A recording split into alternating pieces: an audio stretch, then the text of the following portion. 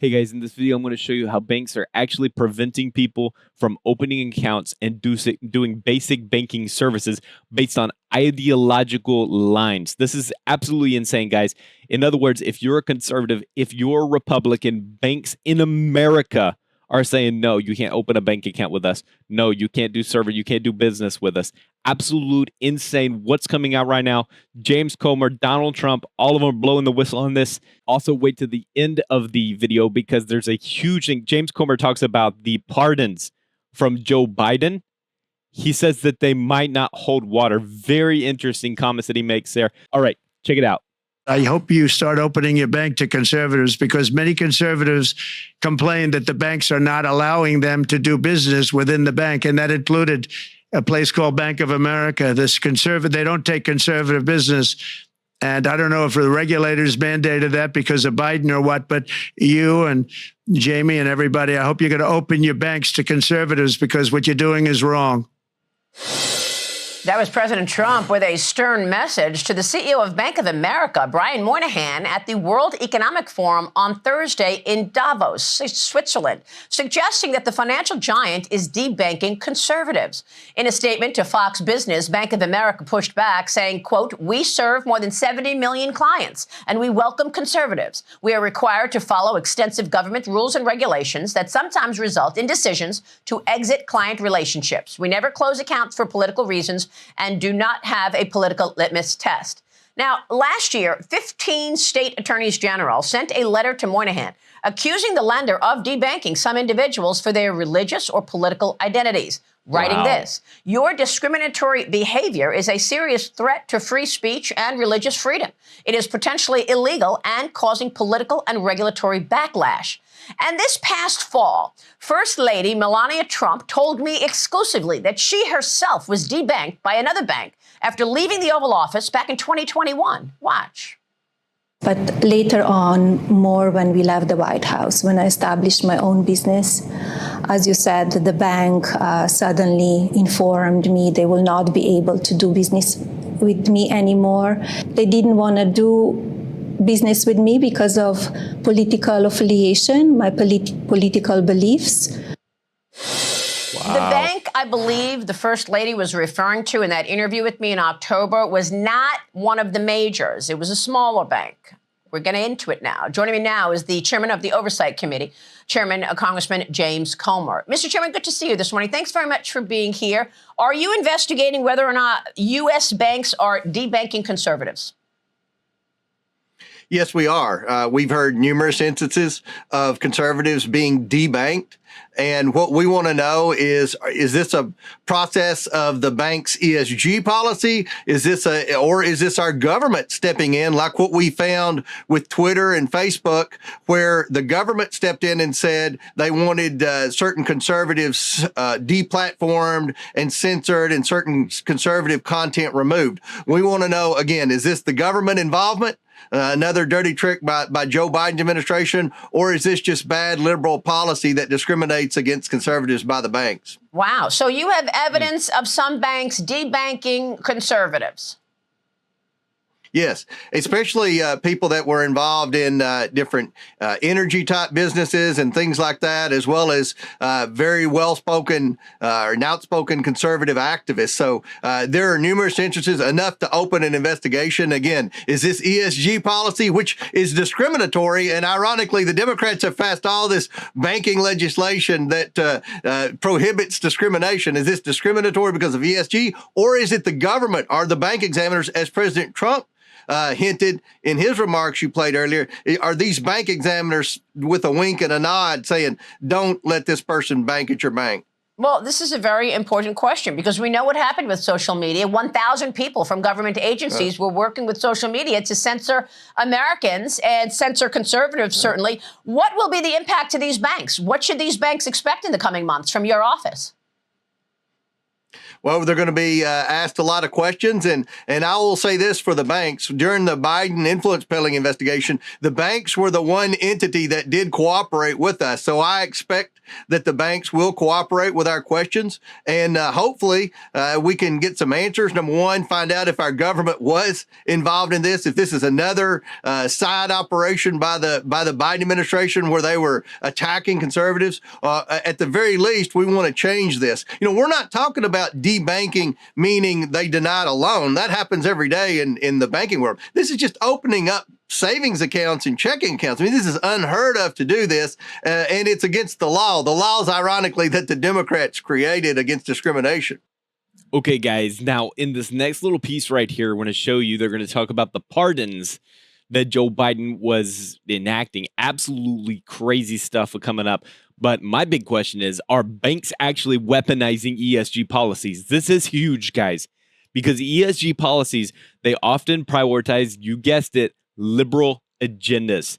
So are conservatives being punished financially as a result?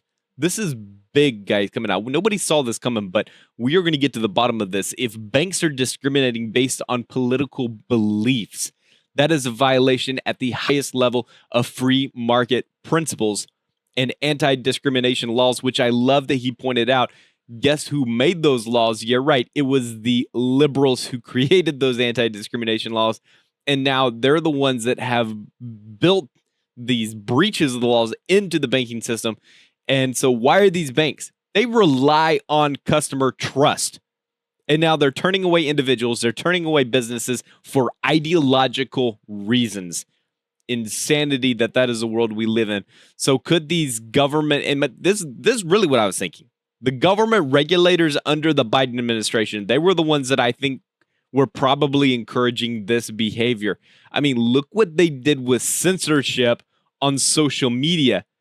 It's not too far of a jump to bring that to the banking world and say, oh, nope, this, and this aren't going to be allowed as a customer for these banks. Absolutely ridiculous, guys, and I hope they get to the bottom of it. But guys, thanks for watching so far. Give a big like to the video if you're enjoying the video so far. It helps out the channel. Appreciate all the support, guys. Don't forget to subscribe if you're not a subscriber, guys. Videos like this every single day.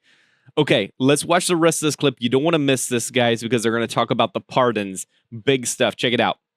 Okay, let me move on to the pardons because it was 20 minutes before President Trump was sworn in on Monday. It was 20 minutes to 12 on January 20th when President Biden announced he was pardoning siblings minutes before leaving the White House. The pardon applies to James Biden, his brother, Sarah Jones Biden, Valerie Biden Owens, John Owens, Francis Biden. The White House announced that his family could be subject to, quote, politically motivated investigations after he leaves office. Your reaction? This is an admission of guilt by Joe Biden. Everybody in America knows it.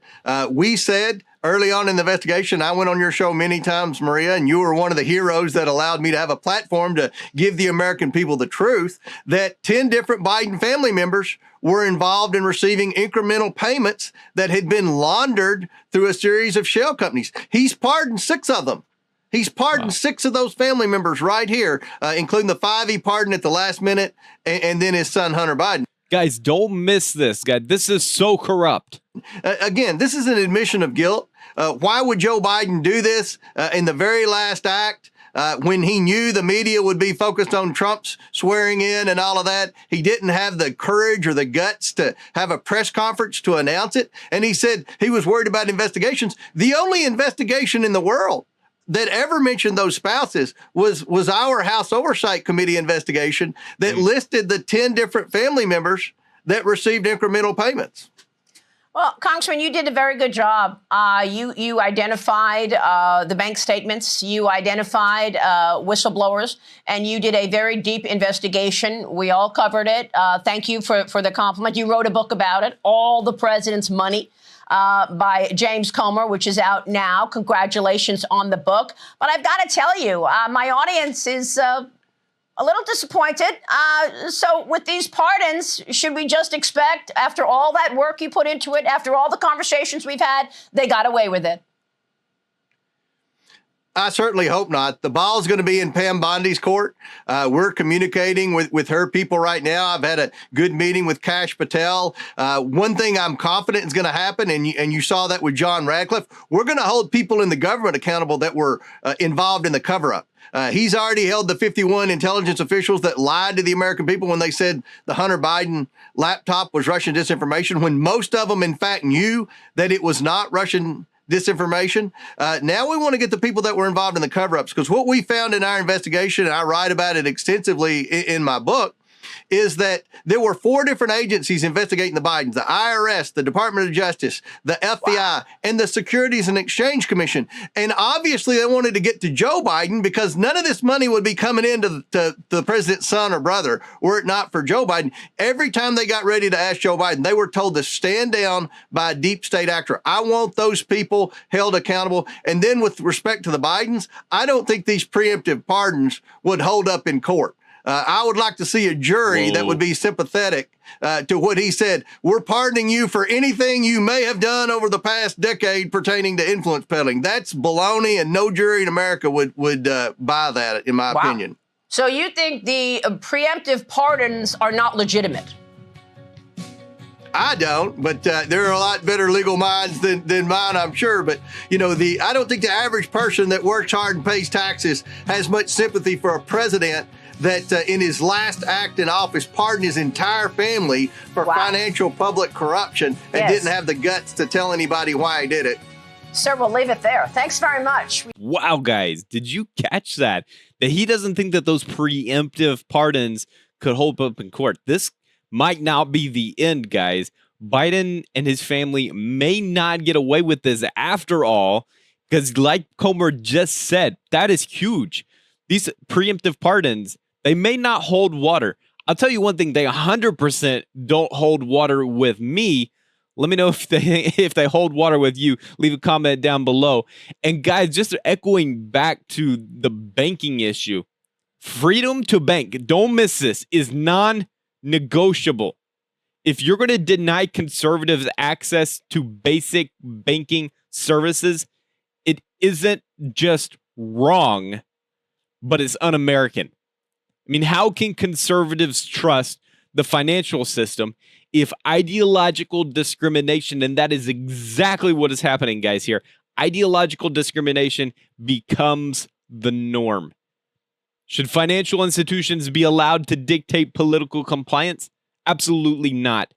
And that's what they're doing. They're dictating political compliance in order for you to be able to access their services. They're not going to get away with it. Absolutely not okay. It is time for Congress to investigate and ensure that banks are holding fairness for all Americans, regardless of your political stance. Guys, I don't care if you're a Democrat, I don't care if you're a Republican, I don't care if you're crazy, guys.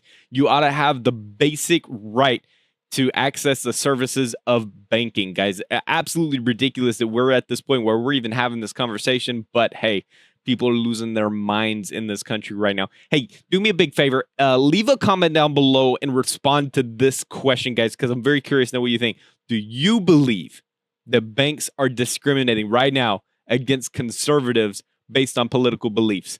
That is what we're just finding out. That's what's hitting the headlines right now from Davos, from Donald Trump. Do you think it's true? Let me know in the comments, guys. We got to unveil this. We got to figure out what's really happening here. So hit me up, guys. And don't forget, like, subscribe. Guys, consider becoming a member. If you want to become a member of the channel, hit that join member button and check it out. And guys, I will be back with another video tomorrow. So be sure you're subscribed and I'll see you then. All right. Y'all have a great night. Peace.